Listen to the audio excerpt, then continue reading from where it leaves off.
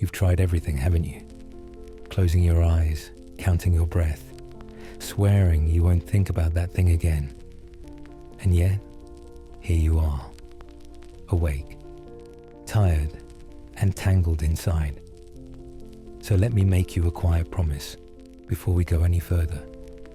By the end of this night, you will know how to set down what's been pressing on your chest, without force, without fight. They call me Buddha now, but once I was just a man who couldn't fall asleep either. A prince in a silk bed, with a head full of thunder and a chest that never unclenched. I know this place you're in. The quiet room, the loud mind, the way thoughts walk in circles, rehearsing old mistakes like actors in a play that never ends. That's why I'm here tonight, little Lotus. Not to fix you, not to lecture you, but to lie beside your thoughts until they grow tired too. You're not failing at sleep. You're not bad at relaxing. You've just been carrying something all day and your mind is still holding it. Like a jar you forgot to set down. Don't worry. We all do that. I did it for years. It's what minds do. That's the mind again. Always folding clouds. No need to fight it. No need to silence it. Just stay with me and let's breathe like the moon. Now, let me ask you something. Not to answer, just to feel. What are you still holding tonight? Not with your hands, with your heart, behind the sternum, that restless warm place between thought and breath. Is it the weight of the day? A sentence you wish you'd spoken differently? A task left undone? Or maybe it's the future, some imagined self that hasn't arrived yet and keeps whispering, you should be more, or you're late. Those are heavy things. And here's the secret. No one ever teaches us how to put them down. The world teaches you how to strive, not how to release. How to push, not how to rest. How to build, not how to be soft. But real letting go isn't something you do with strength. It's something you allow. It's not a performance. It's a permission. Letting go doesn't mean you stop caring. It means you stop clenching.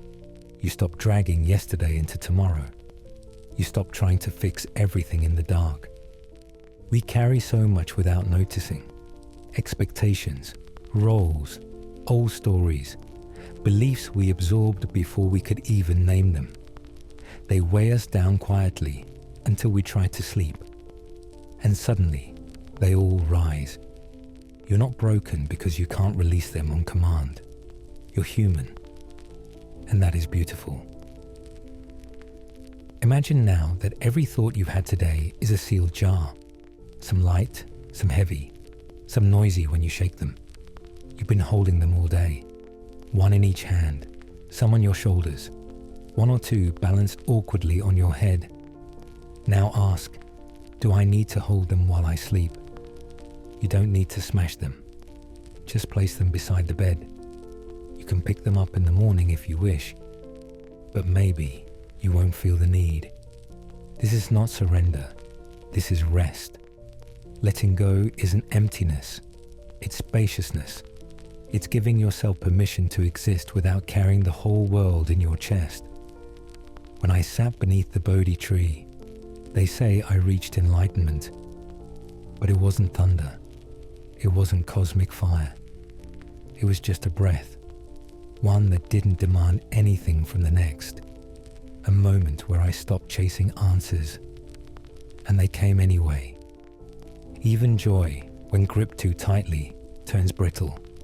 Even peace, when treated like a goal, becomes pressure. You mustn't hold the light. You simply sit where it lands. And your mind, don't scold it. It's like a little monkey trying to protect you. Let it swing. Let it chatter. Just don't believe everything it says. Sit like the tree. Let the monkey climb. Let the wind pass. Be the roots. You're still here. Oh dear, I must be talking too much. Let me sip my tea. Cold chamomile. Bitter-sweet like most truths. Now gently return to your body, your shoulders, let them fall. Your jaw, loosen it. Your spine, it's not a spear, it's a branch. You're not meant to stand guard all night. Let gravity hold you. She knows how. A young monk once asked me, "Master, how do I know when I've truly let go?" I didn't answer. I just breathed. He watched. Then he breathed too and smiled. "Ah," he said, "so it feels like this." "Yes, like this. Not heroic, not dramatic, just soft. You don't have to get it right tonight. You only have to loosen, like untying a knot made long ago, one thread at a time. So let's drift gently. Before we can let go of what weighs us down, we must notice what we've been gripping. Some of it will surprise you. Some will make you laugh. Some, you've been holding so long, you forgot your hands were tired. In the next part, we'll find those threads, not to cut them, but to say, "Ah, there you are. Breathe like the moon. You don't need to go anywhere tonight. You're already here. You've already begun." You think you're holding a problem, but most of the time, what you're holding is an idea, a shape in the fog, a story with no author, looping quietly in the dark. Little lotus, what if I told you you're not really clutching that regret, that plan, that person, but rather the story you built around them? I know, it feels the same in the chest, but the difference matters. Sometimes we say we can't let go of a memory, but what we're really unable to drop is the version of ourselves inside it, the version who should have known better, should have said something, should have walked away. That word again, should. I'll come back to it, I promise. But for now, just notice what's wrapped around your heart tonight. Not the event, not the face, not the words, but the you that lives in that moment. The you that's still knocking on the same door, long after the house is empty. Let me name a few things you might be carrying. Just softly, like lifting corners of a sheet. Expectations, identity, control, old guilt, even the weather sometimes.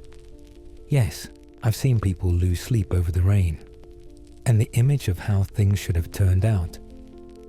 Oh, that one is a master at stealing your peace. The pressure to be calm, to be successful, to be healed by now. It's amazing, isn't it?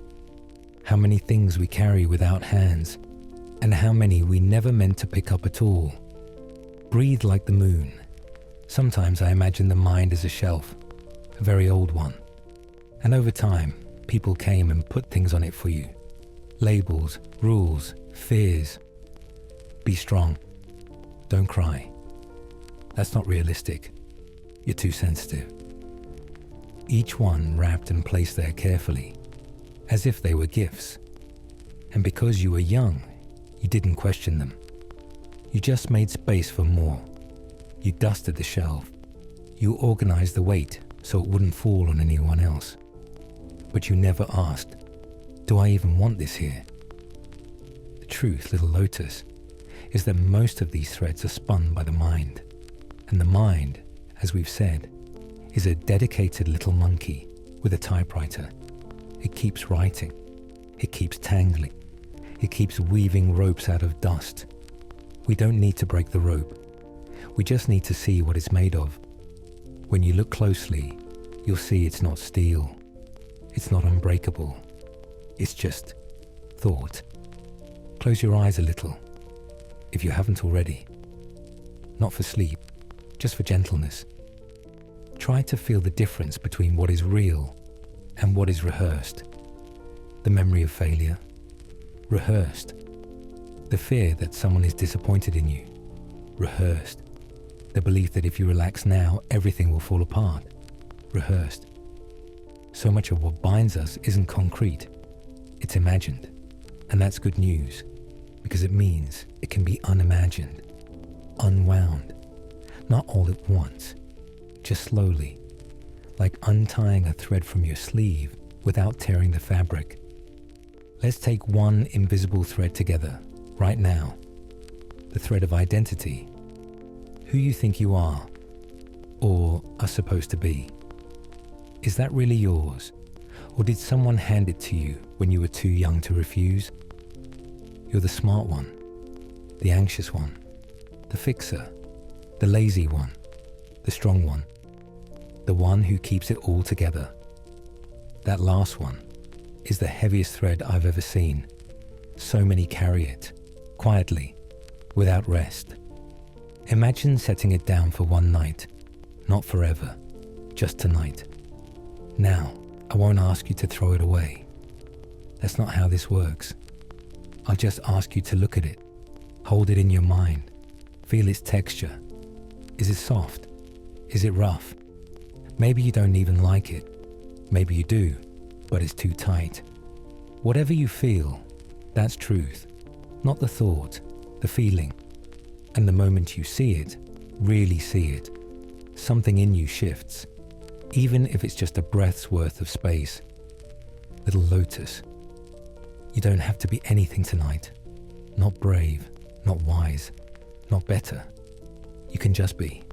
You can exist like a flower in the dark, unseen, unmeasured, still blooming. That's enough. No gardener to impress, no sun to reach for. Just the quiet joy of being alive in this moment. Let's keep drifting. Gently. Another thread. Control. The need to know how it ends. To be sure of tomorrow. To plan the conversation in advance. To predict what someone else is thinking. You'd be amazed how much of your exhaustion comes from trying to write a future that hasn't arrived and probably won't look like your script. The mind loves to rehearse futures, but the heart lives only in the present, and it's so tired of waiting for you to join it. Letting go of control doesn't mean apathy. It means trust. Not trust in fate or imperfection. Just trust that whatever comes, you will meet it with the breath you are in. Nothing more. You don't need the next 20 steps tonight. Just the next breath, and then the next. Like crossing a river by stepping on stones one by one, without needing to see the far shore. Now, perhaps the most subtle thread of all is the one I call performance piece. The pressure to seem okay, to look calm, to prove, even in your sleep, that you're spiritually advanced. You're listening to a Buddha video after all. Aren't you supposed to feel enlightened by now? No little snail, no rush. If you're still tangled, that's beautiful too. You're not here to achieve. You're here to exhale, to melt. This is not a test. This is a soft room with no doors and no clocks. You're already passing. You're still here. I must be talking too much. Let me sip this tea. Cold again. I never drink it fast enough. But that's all right. The steam always comes back in the morning. The taste is the same. A little bitter, a little sweet, like most truths. Now one more thread before we rest. One I know very well. Guilt. Not for something terrible. Just that low hum guilt. The one that says, I could have done more today. I should have been better. I'm not enough. This thread hides in the spine. It stiffens the breath. It keeps you in motion even when you're horizontal. You don't need to fight it. Just see it. Just greet it. Hello, old guilt. I know you. You try to keep me safe. And then you breathe. You don't have to cut any of these threads tonight. Just loosen them. Just let your hands rest in your lap. You can always pick them up again tomorrow. But maybe, just maybe, one or two will drift off in your sleep. This is not detachment. This is care. Gentle, truthful, sacred care. Letting go is not an act of power. It's an act of tenderness. It's saying, I don't have to carry what no longer fits in my breath.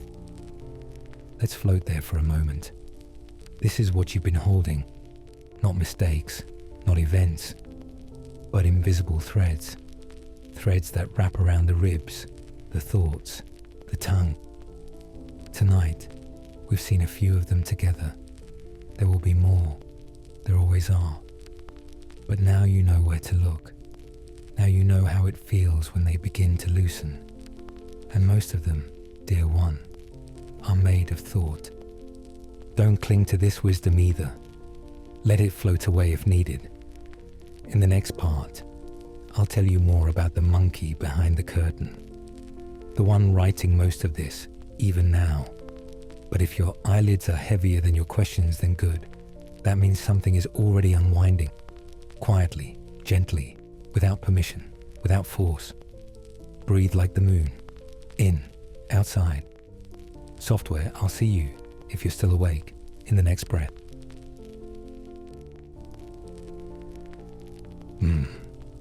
That's the mind again. Always folding clouds into strange little shapes. You feel that?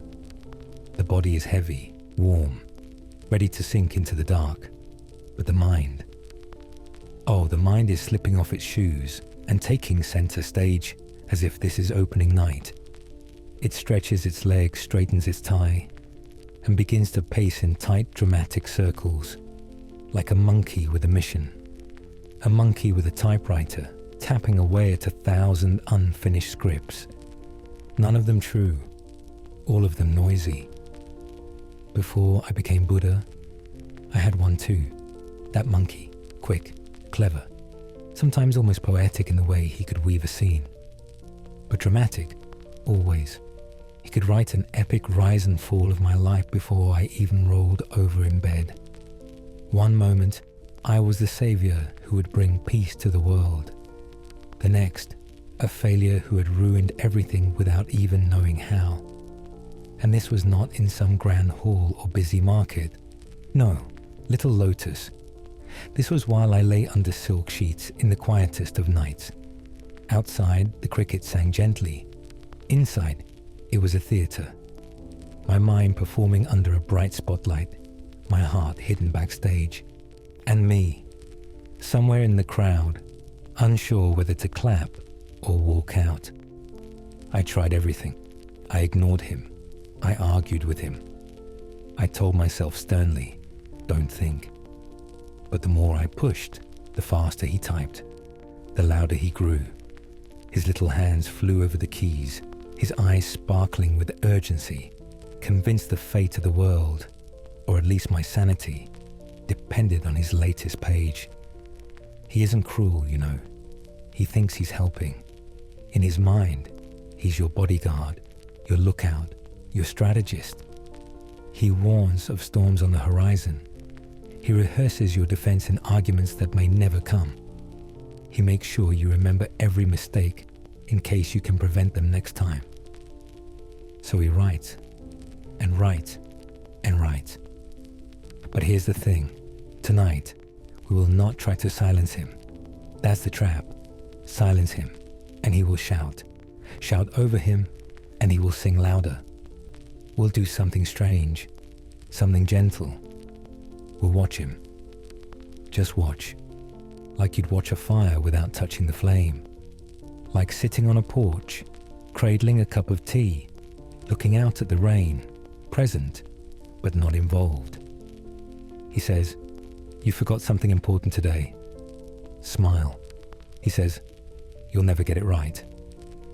Nod. He says, they don't like you. Offer him a raisin and say, that's the mind again. Because you're not the monkey, little lotus. You're not the typewriter.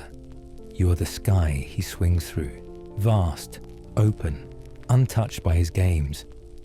And the sky never argues with clouds. It doesn't clutch them or scold them or beg them to stay. It lets them pass, slowly, gently, like thoughts drifting in and out. Try this.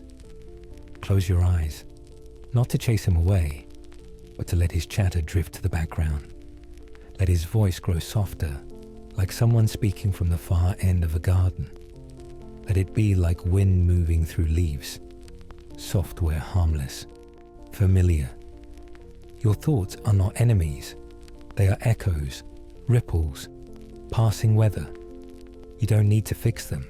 You don't need to obey them. You don't even need to believe them. Just notice them. The mind will say, "We're not doing enough." You'll answer, "Maybe, but I'm here." And that's enough for tonight. The mind will say, "If we don't act now, everything will fall apart." You'll answer, "Maybe, but this tea is warm and the night is kind." And if the mind insists, "This won't work," smile, offer him your last grape, and whisper, "That's fine. I'm not here to win."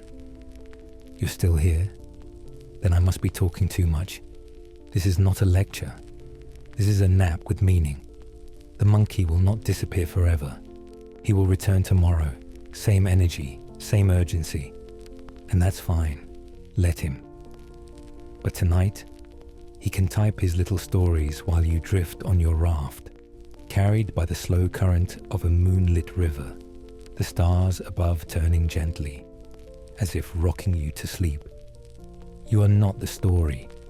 You are not even the narrator. You are the pause between sentences, the silence before the next word, the space where calm lives. No need to rush, little snail. Calm doesn't sprint. It doesn't compete. Calm waits, like the moon. It rises in its own time. It watches. It never shouts. So breathe like the moon. Let me tell you a story. One night, when I was still Siddhartha, not yet Buddha, I sat under a tree, my ribs sharp from hunger. I had searched everywhere, scrolls, teachers, mountains, deserts, and still my mind was a marketplace.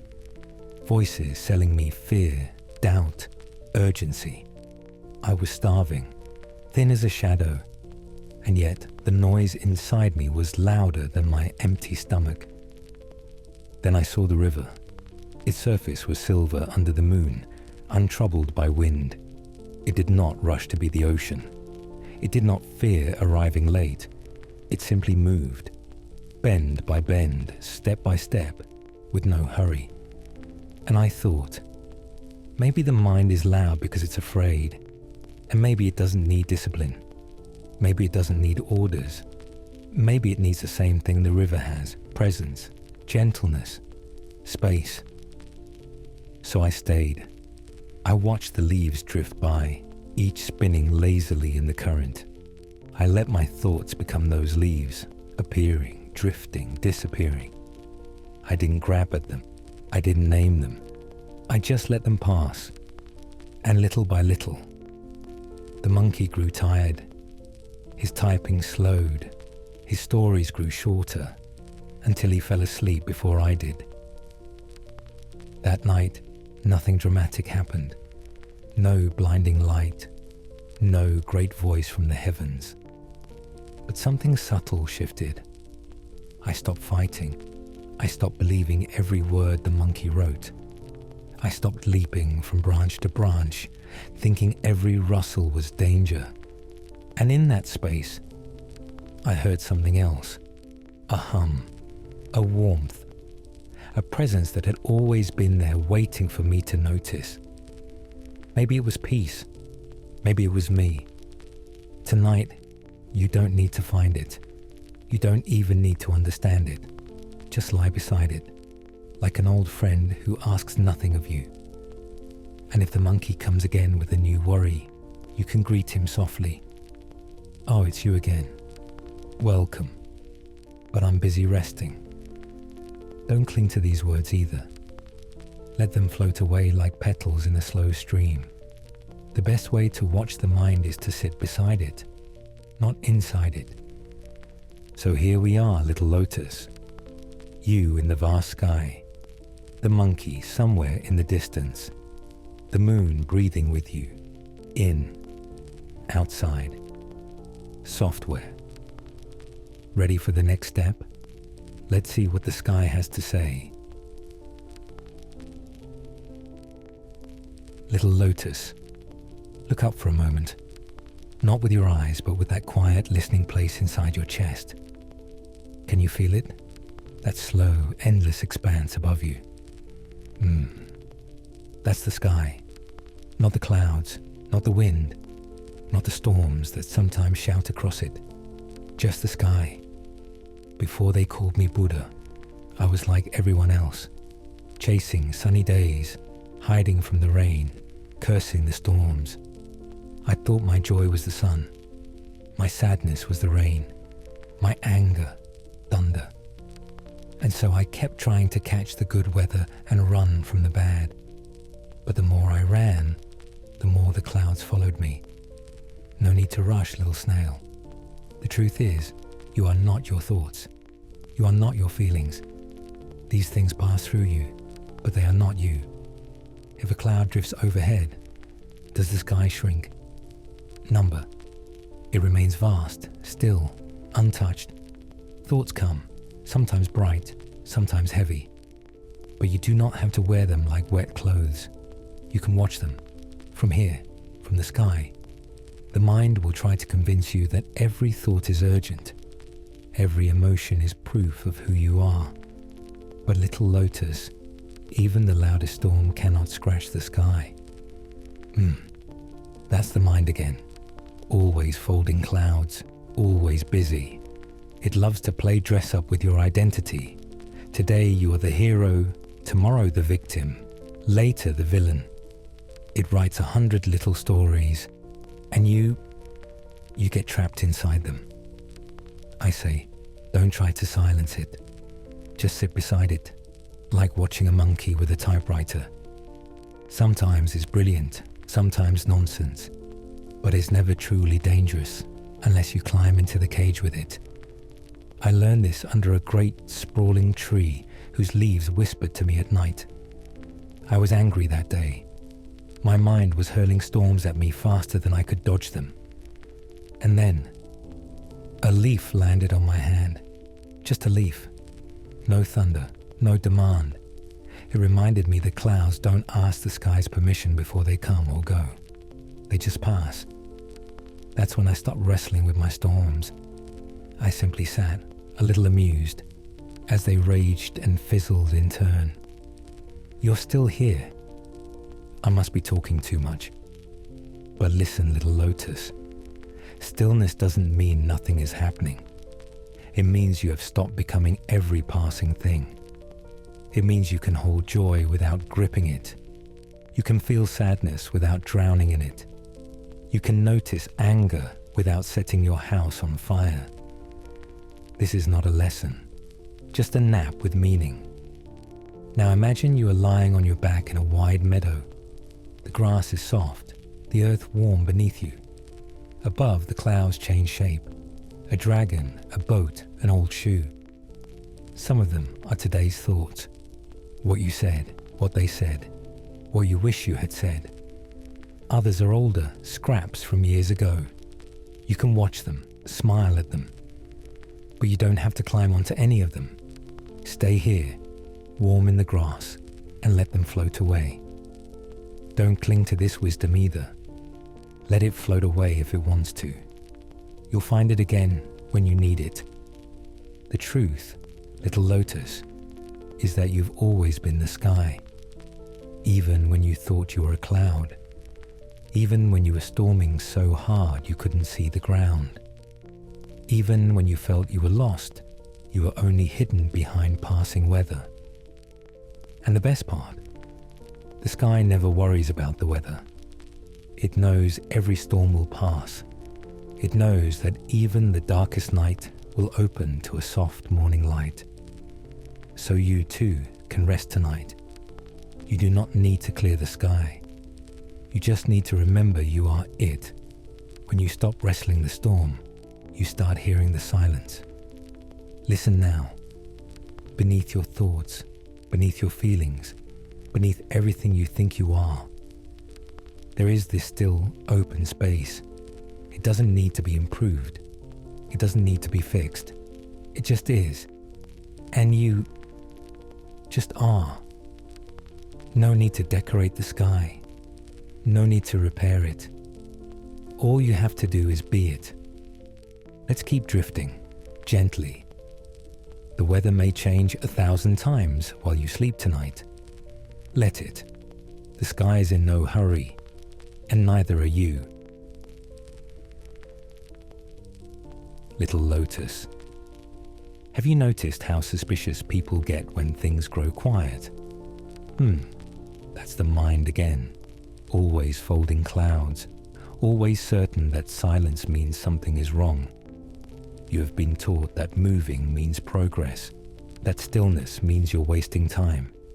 But stillness, stillness is not laziness. It's the most misunderstood friend you'll ever have.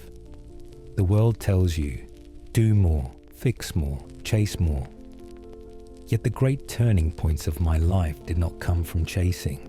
They came from sitting. I remember one long afternoon beneath the Bodhi tree. The air was heavy, the heat wrapping itself around me like a blanket.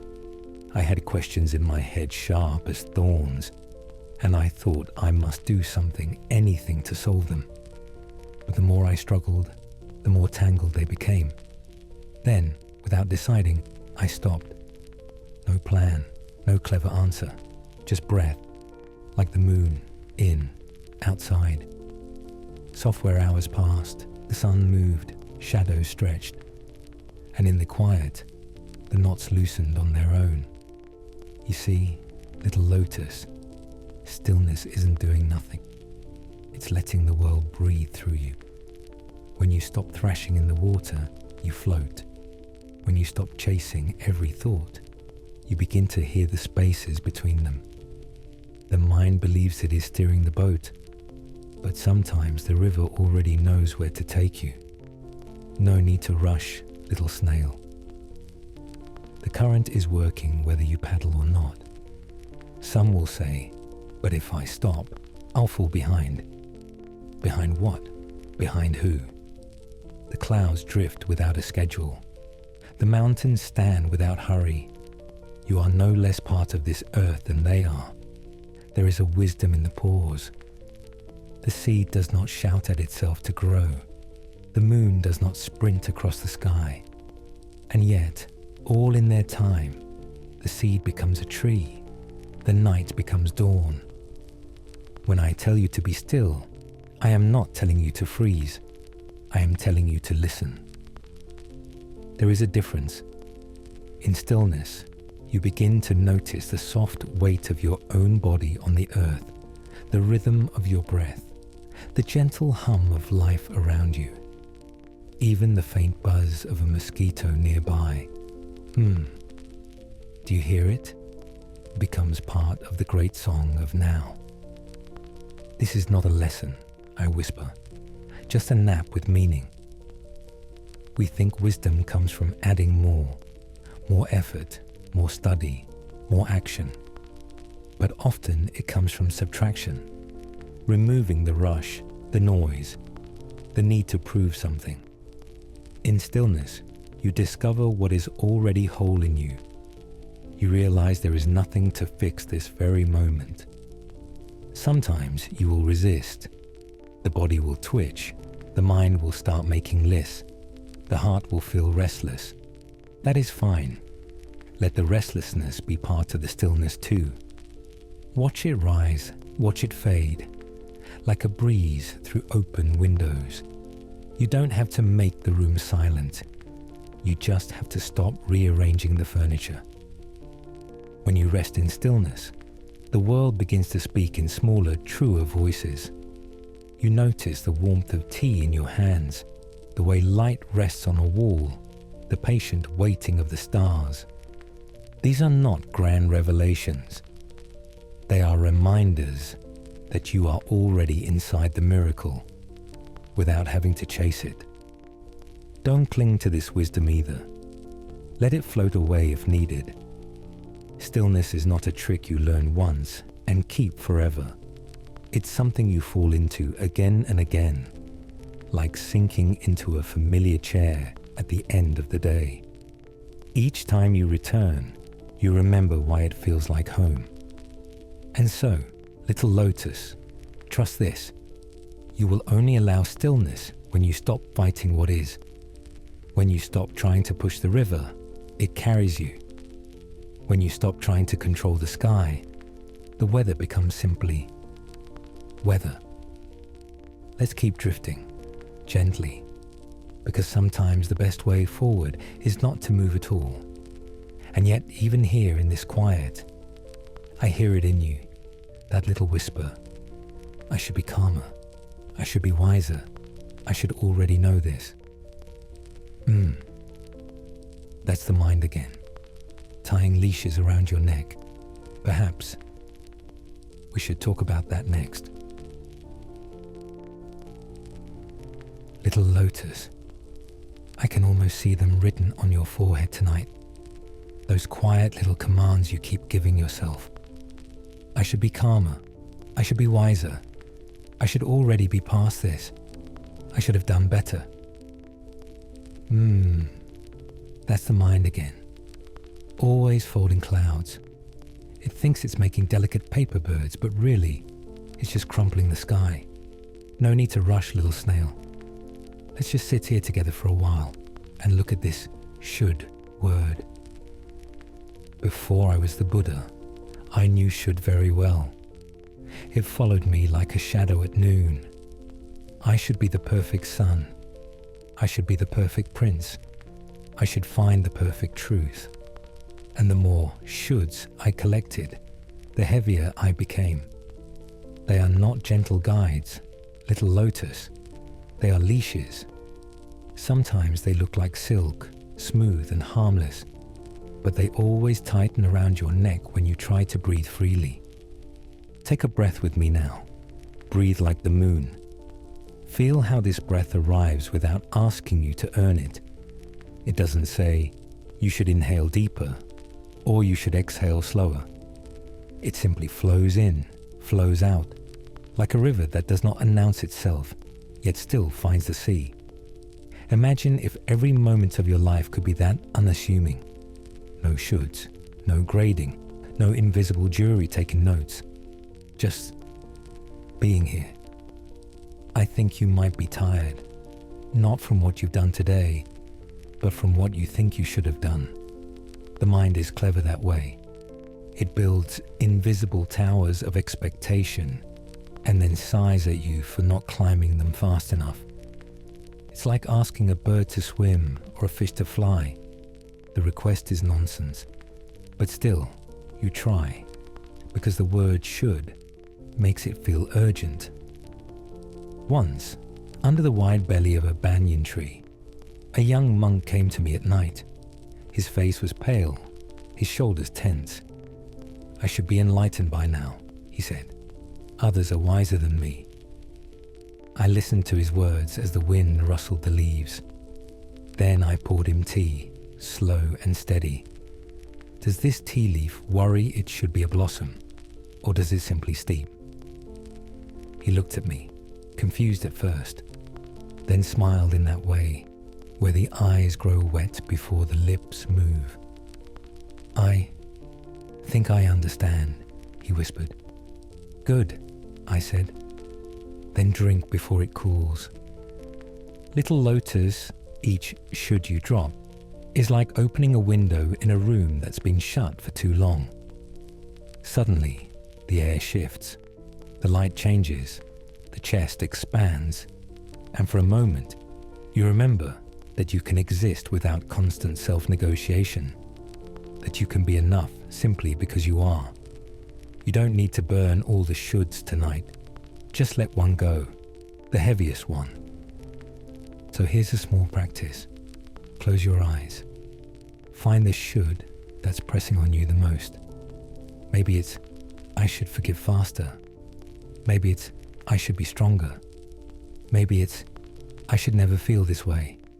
Hold it in your mind like you would hold a stone in your hand. Notice its texture. Notice its weight. And now, open your fingers. Let it drop. Hear the sound it makes when it leaves you.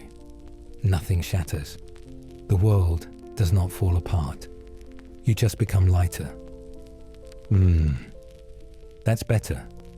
You may notice another should creeping in later. That's fine.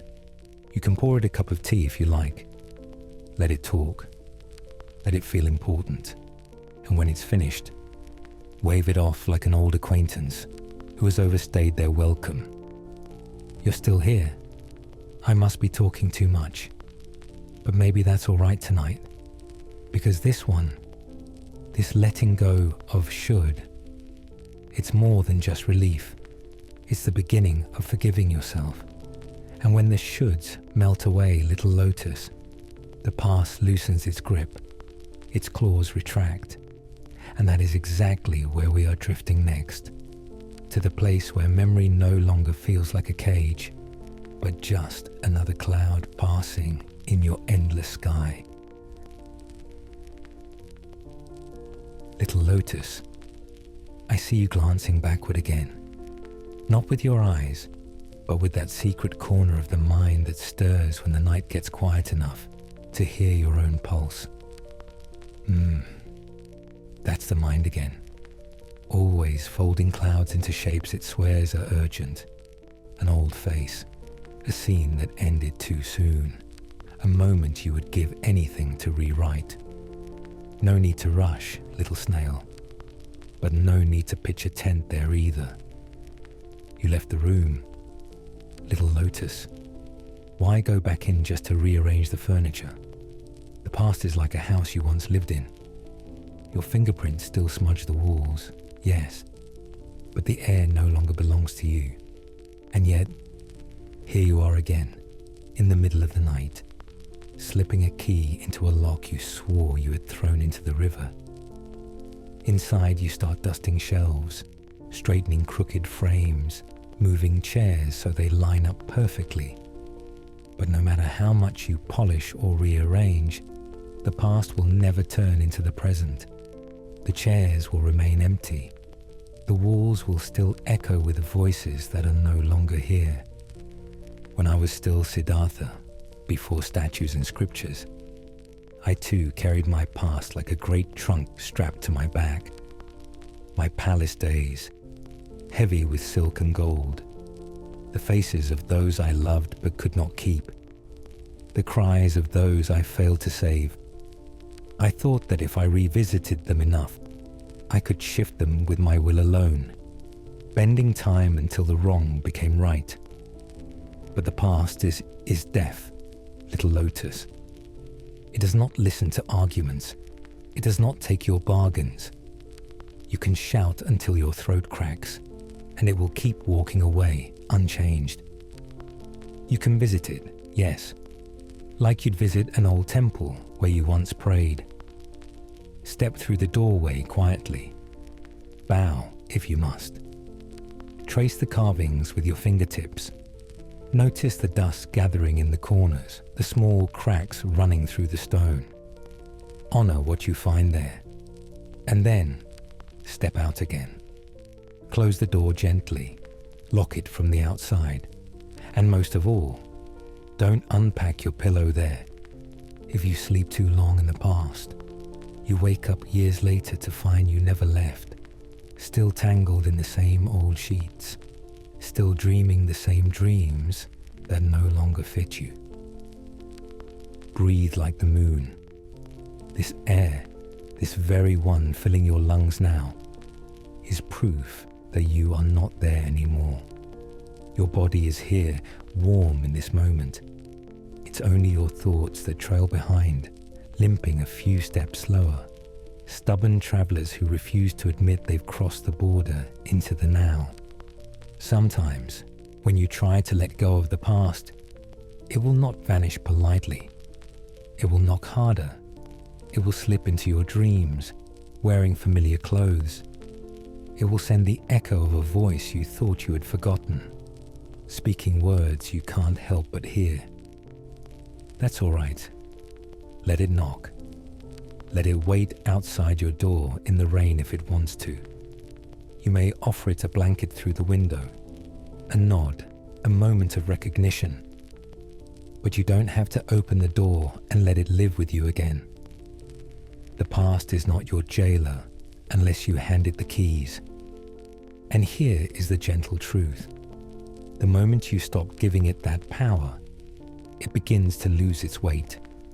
It becomes lighter, like a bundle of clothes that still smells faintly of home, but no longer presses against your shoulders.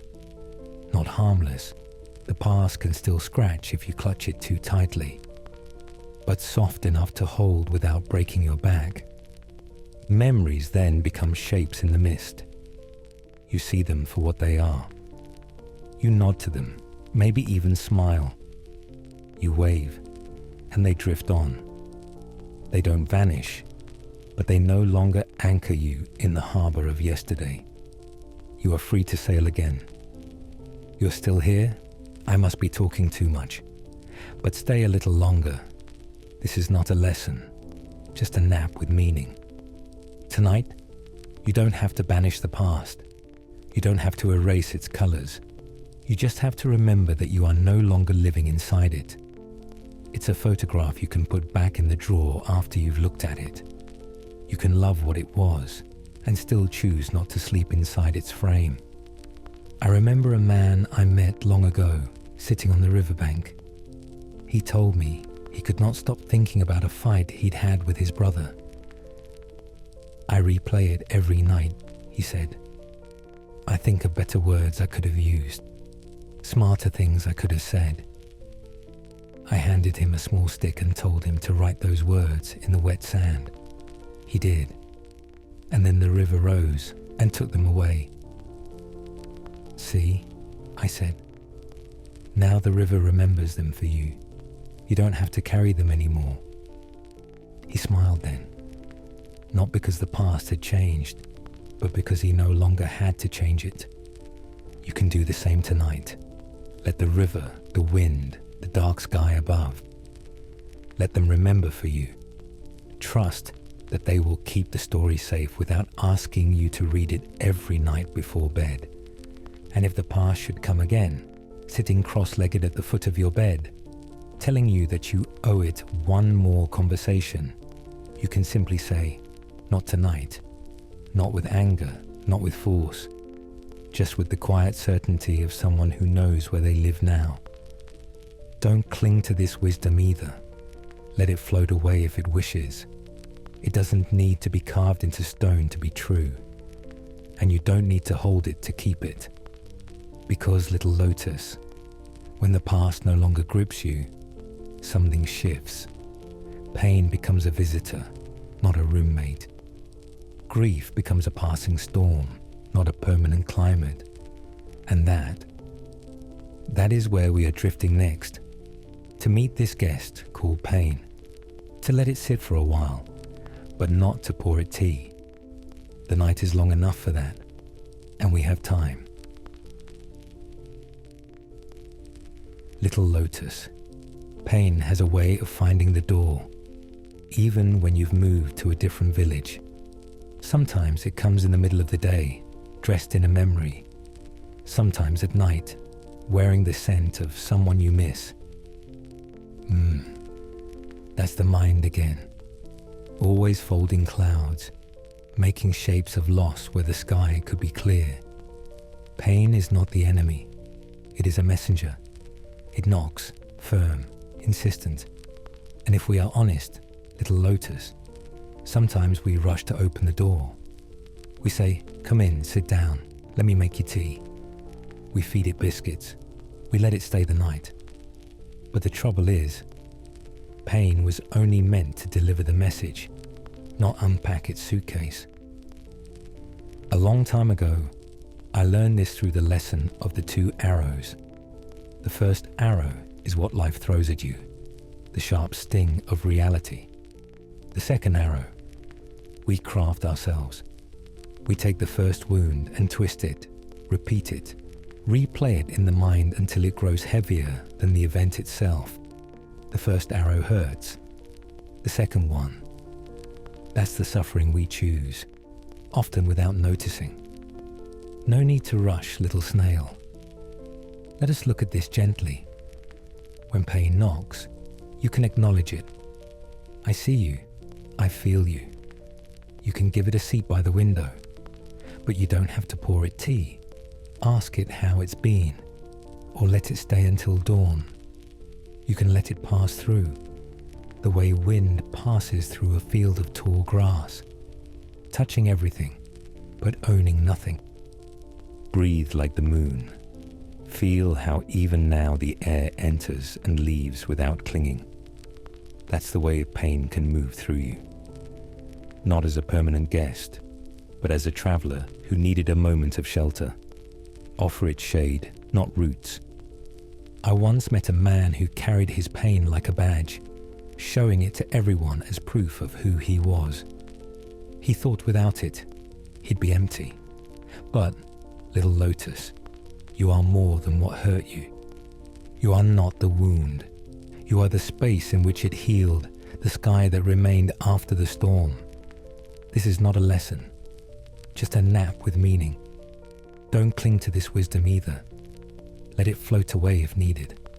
Because when you let pain step back out the door, joy, quiet and patient, is always waiting at the gate.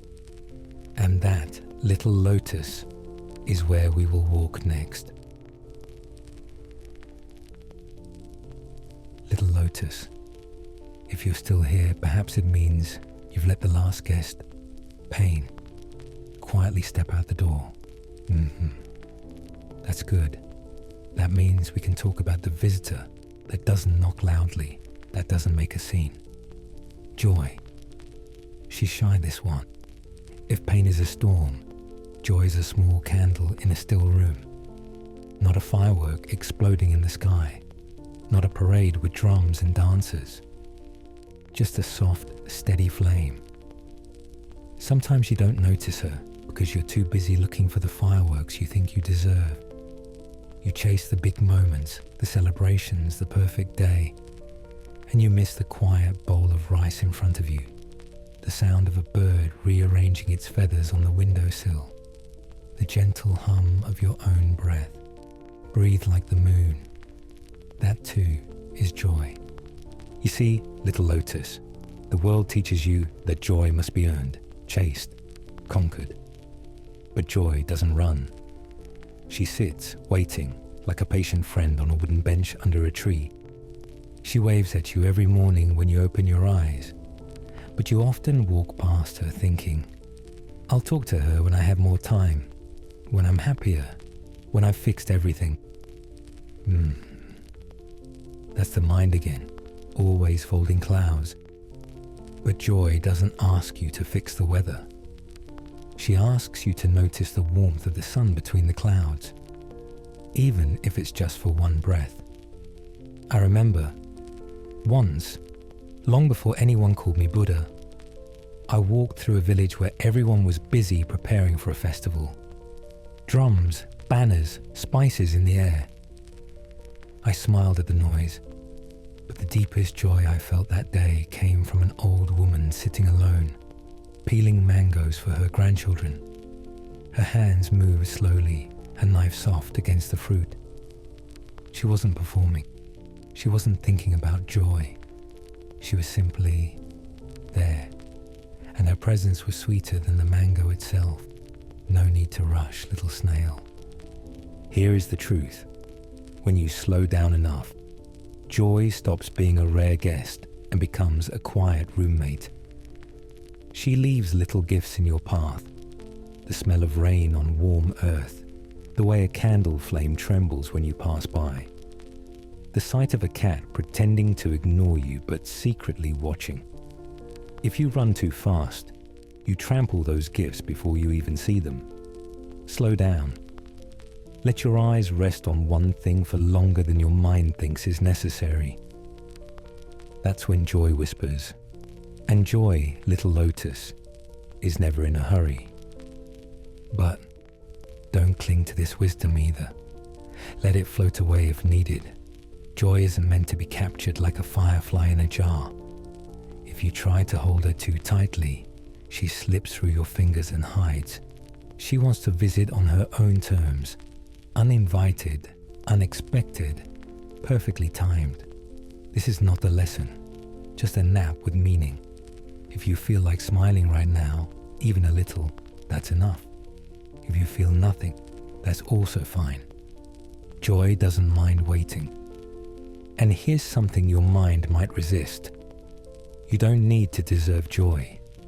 You don't need to finish your to-do list, heal all your wounds, or become a better person before she arrives. Joy doesn't check your resume. She comes when you make space, not when you earn her. Even now you can let her in the shape of this moment, of my voice, of the weight of your body sinking into where you rest. Let's keep drifting, gently.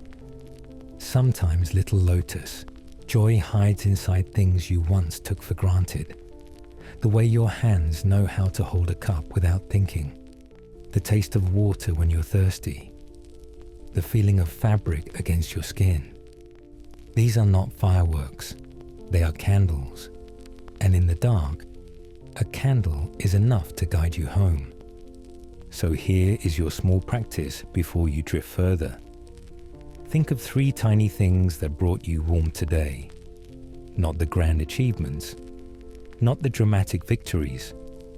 Maybe it was a sip of tea, a kind word from a stranger, the shape of the clouds when you looked up without meaning to. Hold them in your mind for a moment, not to keep them forever, but to bow to them in gratitude. Then let them go.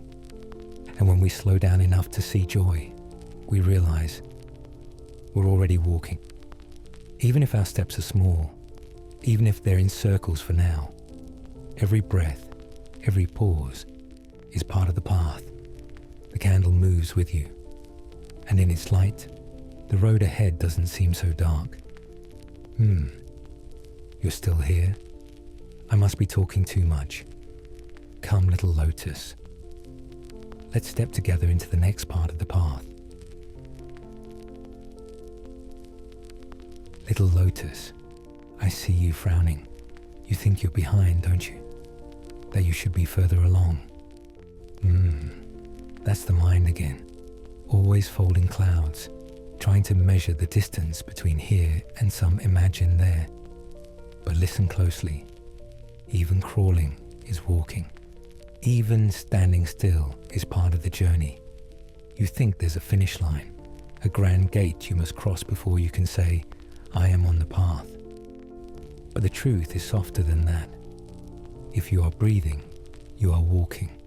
If you are listening, you are already further than you think. No need to rush, little snail. When I was young, before anyone thought of calling me Buddha, I often believed that my life would begin when I reached some perfect understanding.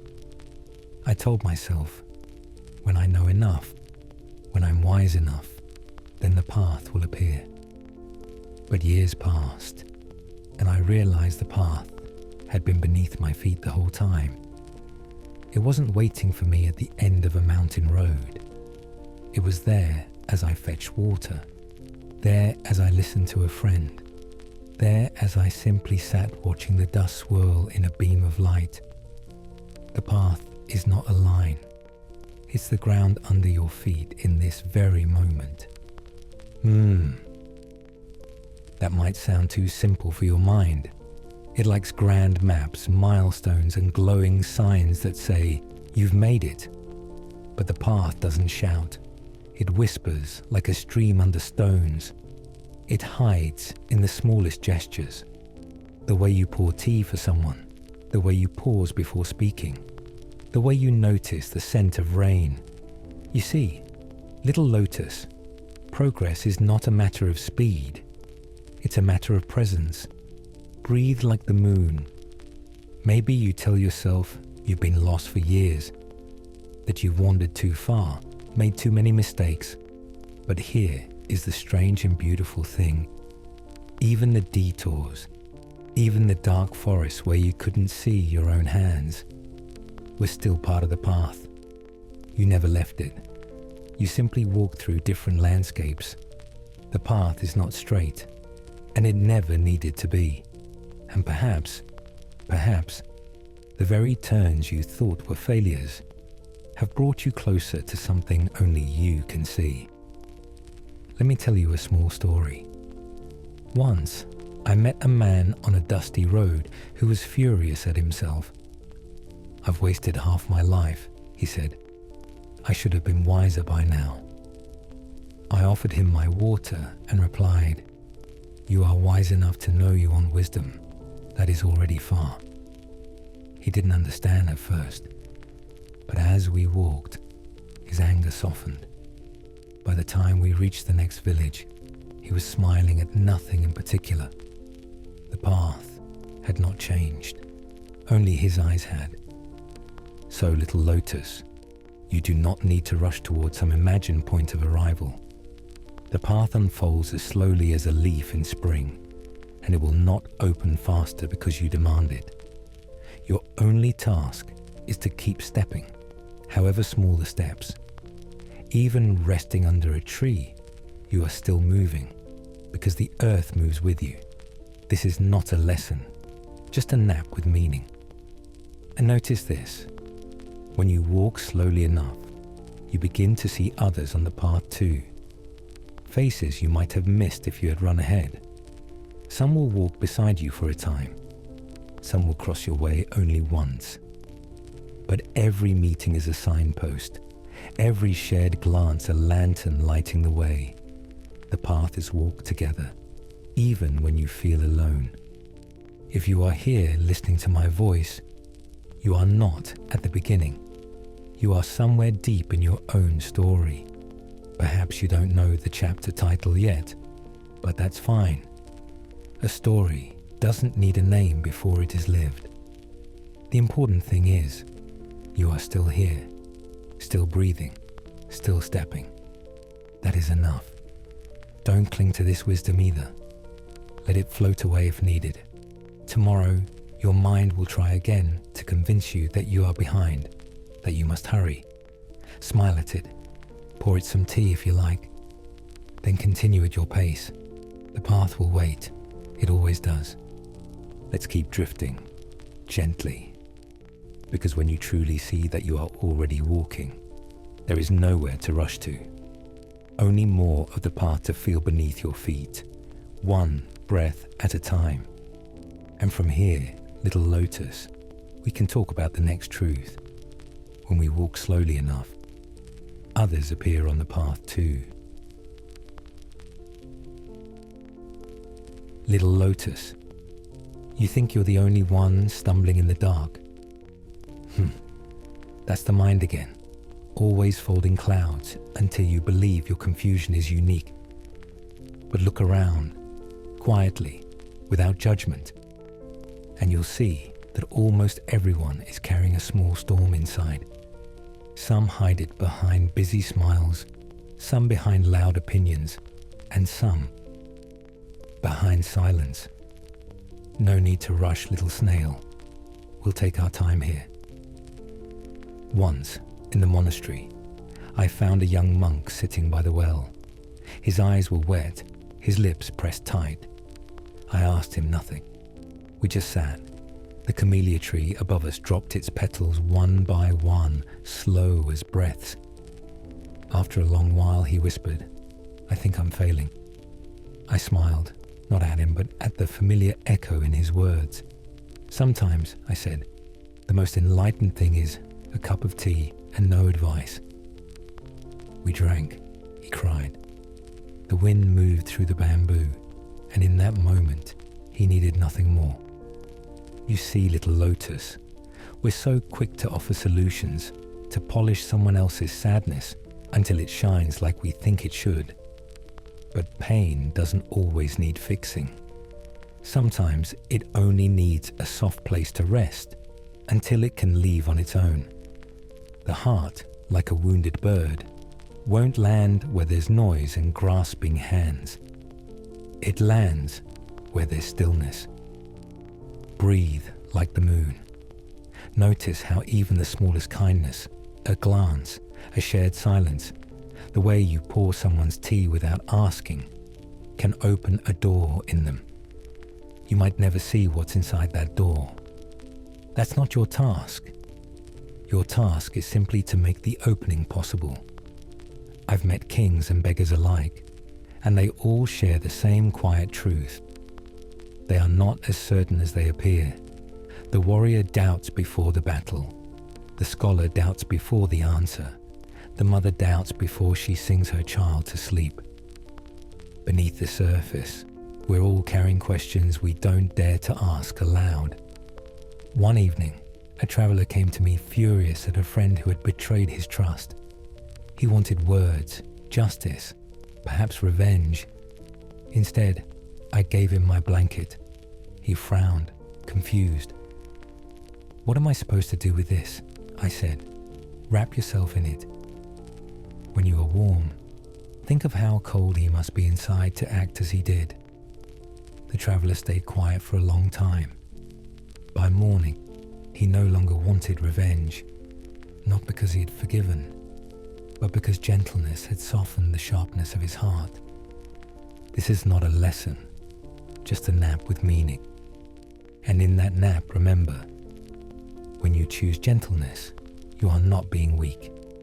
You are choosing to step off the battlefield that exists only in the mind. You are refusing to add more noise to a world already too loud. Don't cling to this wisdom either. Let it float away if needed. Some days, you will snap at someone. You will judge. You will forget. That's fine. Just as the river forgets yesterday's leaf, you can return to gentleness without ceremony. Let's keep drifting, gently, because when you see that others are as lost as you, a different kind of power appears. Not the power to control or to win, but the power to hold space for another soul without asking it to be anything but what it is in this moment. And from that gentleness comes a different kind of power. Little lotus, tell me, how many arguments have you won in your mind today? That's the mind again. Always folding clouds into grand speeches no one will ever hear. You rehearse clever replies to people who aren't even here, as if you were polishing invisible swords. And yet, even when you win, what do you really get? Just more noise. I've met emperors who could silence an entire court with a single phrase. They were feared, respected. But when they sat alone at night, their minds still argued with ghosts. The clever answers didn't bring peace. They brought more duels, more battles to fight in the dark. No need to rush, little snail. We'll let this truth settle slowly. In the monastery, there was a monk named Tenzin who loved debates. He was brilliant, sharp as a needle.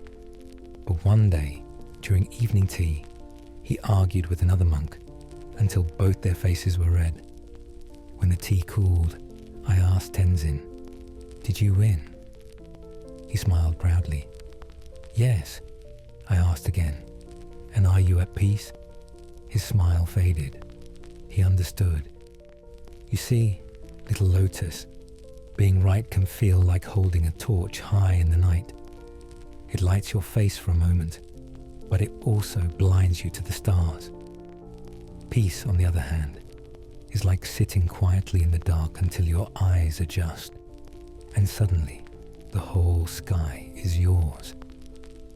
Breathe like the moon.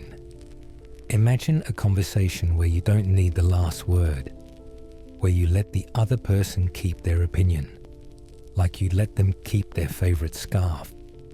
It costs you nothing to let it go, but it spares you the chill of carrying conflict. Once, a traveler told me, "Buddha, if I stop arguing, people will think I'm weak." I poured him tea, filling his cup to the brim until it spilled. He jumped back. I said, "That's your mind when you argue, always pouring more than it can hold." He laughed, and in that laughter, the cup emptied. This is not a lesson, just a nap with meaning. But maybe tonight, you can try this. The next time you feel the need to prove you're right, pause. Feel the air touch your skin. Listen to the sound of your breath. and ask yourself, do I want victory or peace? Don't cling to this wisdom either. Let it float away if needed. Some days you will argue anyway, and that's fine. Just notice the noise afterward. And remember, you can choose differently next time. Let's keep drifting, gently. Because when you stop arguing with others, with yourself, something quiet happens. The heart speaks again, and his voice is never in a hurry. Little lotus, put your hand here, just above your chest. That's it. Feel that quiet thump. That's not just a muscle pushing blood through your veins. That's an old friend, the very first friend you ever had, who's been whispering to you since the day you arrived in this world. It has spoken through every laughter, every sob, every long silent night. But here's the thing, your heart is shy. It doesn't raise its voice to be heard over the noise. It doesn't argue like the mind. It hums softly, like the lingering vibration of a singing bowl after you strike it. And like all shy friends, it only speaks when it feels safe enough to show its face. I learned this long before I became the Buddha. There were nights, sitting by the river, when I would hurl grand questions into the dark water. Who am I? Why am I here? What am I supposed to do with this life? And all I received was silence. The mind hated that. The mind wanted answers, charts, reasons. But the heart waited. Then one night, instead of questioning, I just listened. No need to rush, little snail. I listened to the frogs, each one singing its one simple note, as if the universe depended on it. I listened to the wind dragging its fingers through the tall grass. I listened to the slow turning of the stars, a movement so patient you could swear it wasn't moving at all. And somewhere in that quiet, my heart spoke, not in words I could write down, but in a feeling so simple and whole it could undo you in a single breath. You are already enough. The mind, always folding clouds into castles or storms, wants explanations. It wants a story with a beginning, middle, and neat ending. It wants proof. But the heart is more like moonlight on water. You can't grab it. You can't bottle it. You can only stand there and let it shine on you. And if you keep still long enough, you might notice it painting silver patterns across the surface. That's how the heart works, not in demands, but in invitations. So breathe like the moon tonight, in, outside, soft. Don't knock on your heart's door. Don't demand it open. Just let it hum if it wants to. Once in the monastery, a young novice came to me in tears. His face was pale with shame. "Master," he said, "my meditations are empty. I sit, I breathe, I do everything you taught me, and still, I feel nothing." I didn't tell him to try harder. I didn't scold him. Instead, I poured him a cup of warm tea and placed it between his palms. "Feel this," I said. He nodded, unsure. "Is it warm?" He nodded again. "That is something. Let that be enough tonight." And so we sat, two men drinking tea in silence. His heart spoke later, not because he had forced it, but because he had given it the kindness of time. Little lotus, your heart hides when you're busy proving yourself, fixing yourself, or measuring your worth against someone else's. It hides when you speak to it with impatience. But it peeks out, shy but curious, when you are gentle with yourself. It may hum when you watch the rain slip down the window. It may hum when you share bread with a friend who laughs with their whole body. It may hum when you wake in the night and realize the world is so still it could love you without needing a single reason. when my own heart first began to hum again, it was not during some great ceremony or moment of triumph. It was while watching a small bird hop between stones in the river, shaking the water from its feathers as if this was the most important task in the world. And maybe it was. I realized then. The heart doesn't need grand gestures to speak. It needs presence. It needs stillness. It needs to trust that you won't interrupt. You're still here. I must be talking too much again. But stay with me just a little longer. This isn't a lecture. This is just a nap with meaning. Tonight, you don't have to solve your life. You don't have to wrestle your heart open like a locked door. You only have to create the conditions where it might, maybe, want to sing again. And singing doesn't always sound like music. Sometimes it's just a steady warmth in your chest, a quiet yes that you can't explain. Remember, you can't pull a flower open without breaking it. You can only water it, give it sunlight, and wait. The same is true for your heart. The more you demand, the more it retreats. The more you wait, the braver it becomes.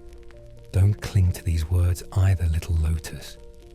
Let them float away like petals carried downstream. Your heart will find its own voice in its own time. And when it does, you'll know. Not because it will roar like thunder, but because it will feel like home after a long absence. So here's what we'll do tonight. We'll give it the space to hum. No expectations, no deadlines. We'll lie here, the body sinking into the earth like it's been missing this embrace all day.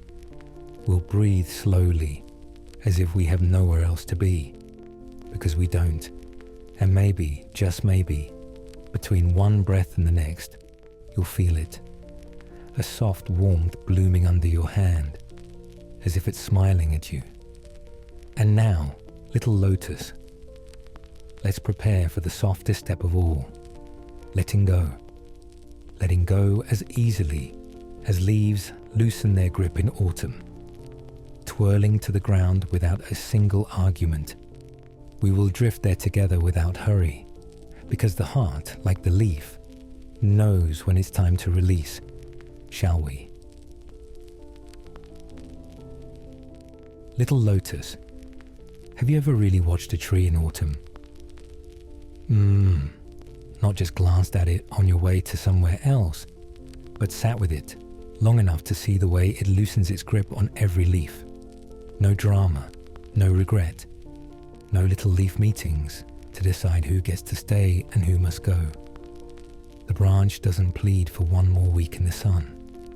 The leaf doesn't panic at the thought of falling. When the wind arrives, they simply dance apart, each spinning in its own small ballet toward the ground. And they make it look so easy. I remember sitting beneath a great Bodhi tree, the air cool and smelling faintly of earth, while a blanket of gold and red gathered at my feet. Each leaf seemed to speak the same phrase as it tumbled through the air. It's time. Not a happy time, not a sad one, simply the right moment. That's the secret the tree knows. It doesn't believe it is losing anything. It knows it is making space for the deep, necessary stillness of winter, for the tender buds of spring. You too, little lotus, can make space, even now before sleep. Breathe like the moon. Ask yourself quietly, what are you still holding tonight? An old hurt? A need to control how tomorrow unfolds? The constant itch to understand everything before you can rest? Perhaps it's a sentence someone once said to you years ago that you've carried like a pebble in your pocket. That's the mind again. Always folding clouds, always trying to shape them into something permanent. But nothing is permanent, and that is not a curse. That is the very reason beauty exists at all. When you cling to control, it is like holding onto a leaf long after it has withered. You keep it, yes, but it no longer nourishes you. It becomes dry, brittle, a shadow of the life it once had. No need to rush, little snail. You can let it go slowly, petal by petal, thought by thought. You don't have to fling it away. You can simply loosen your fingers and trust that the wind will know the moment to take it. You're still here. I must be talking too much again, but stay a little longer. This isn't a lecture, just a nap with meaning. Tonight, you don't have to fix yourself before closing your eyes. You don't have to solve every puzzle your mind insists is urgent. You don't even have to remember my words. Let them be leaves too, light enough to drift away the moment you stop trying to hold them. Once, I watched a child play by a stream. She found a perfect yellow leaf, admired it for a moment, and then placed it gently on the water. She didn't clutch it or mourn its loss. She laughed and ran along the bank, watching it sail away like a small boat with no need for a map.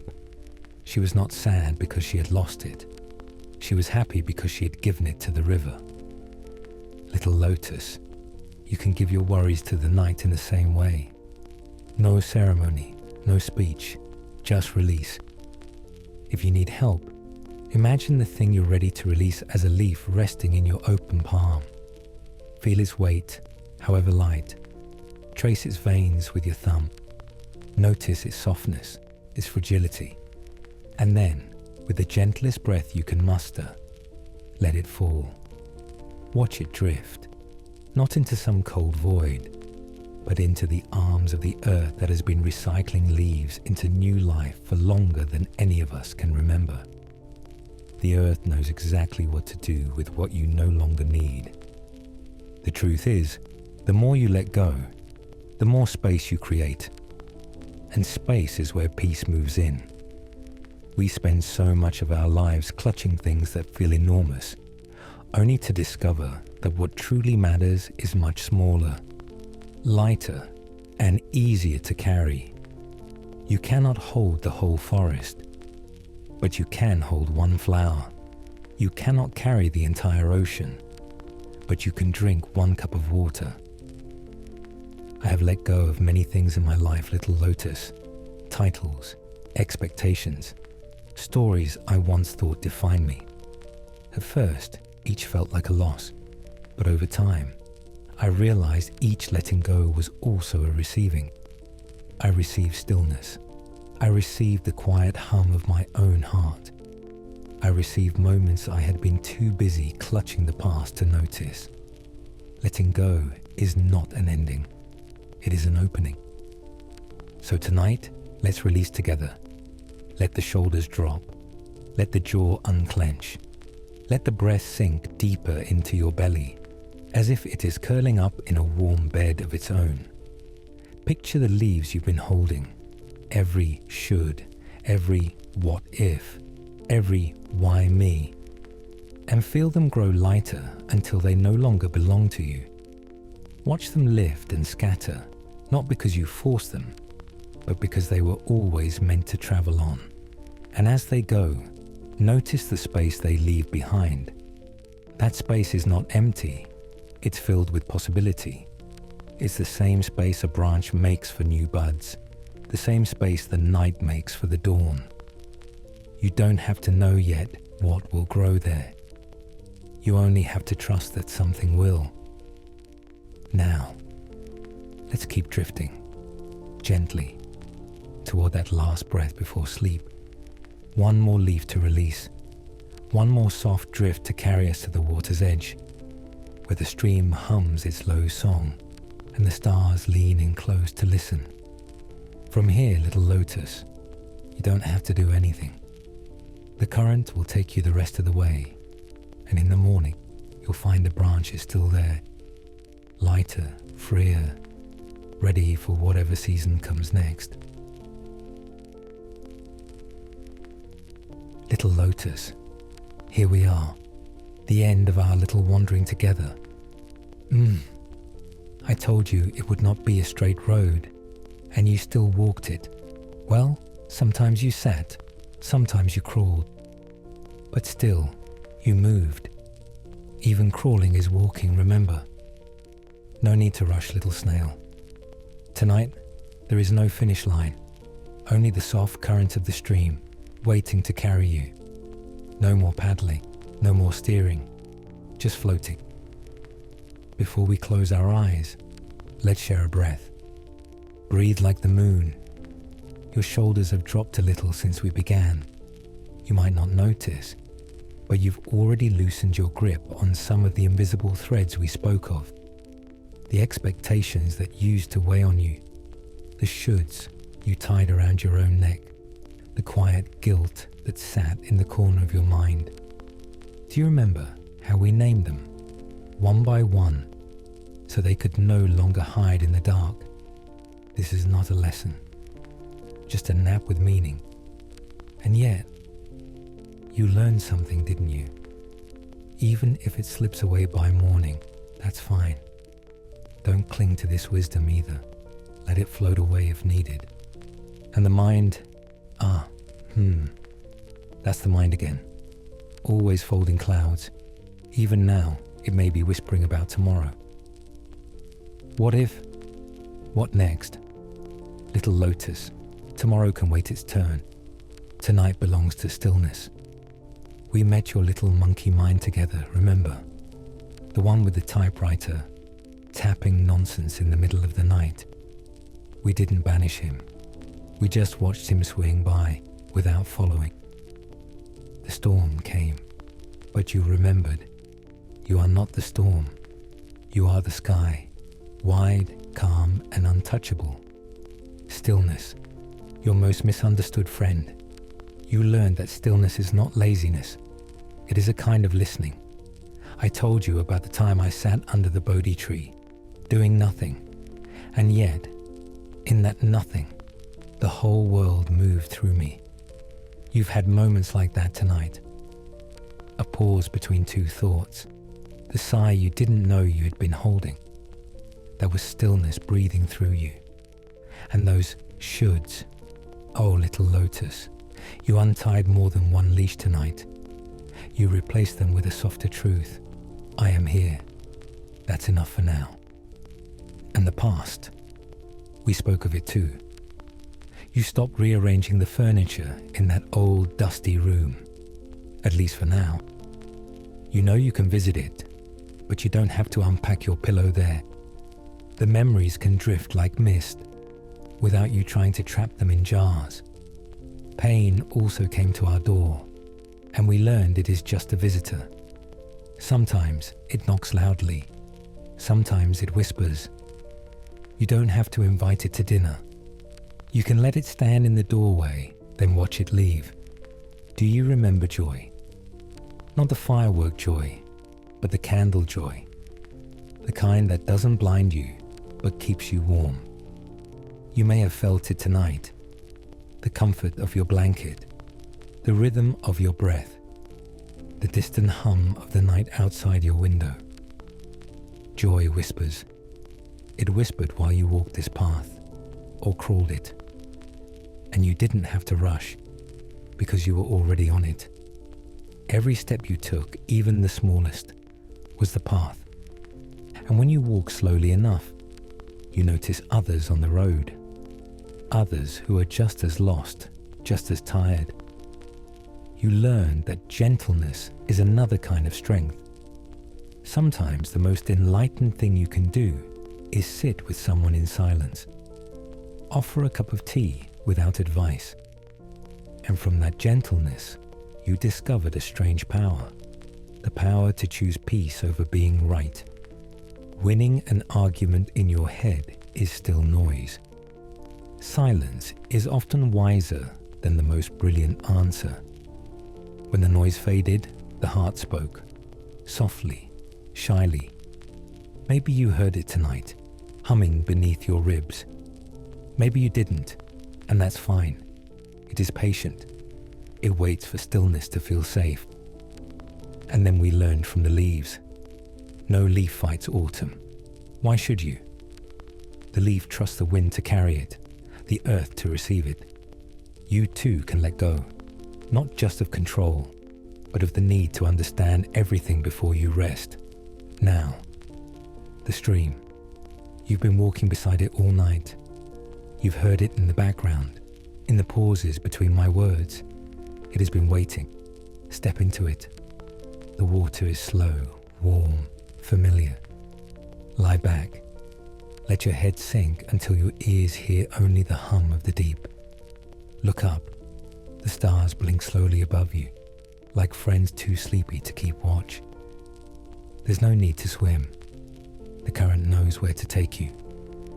Your thoughts are little boats now, floating beside you. Some carry plans. Some carry old worries. Some are empty. Watch them drift. Some will sink. Some will sail far away. You don't need to follow. Just keep breathing. Your breath is the oar you no longer hold. In, out, like the moon. Soft where slow. Quiet. If the mind folds clouds again, smile at it. Tell it tomorrow. Not now. And maybe, just maybe, it will curl up beside you like a tired cat and sleep too. The stream carries you. The night wraps you. And you, little lotus. You have already let go. You just didn't notice. Close your eyes. Float.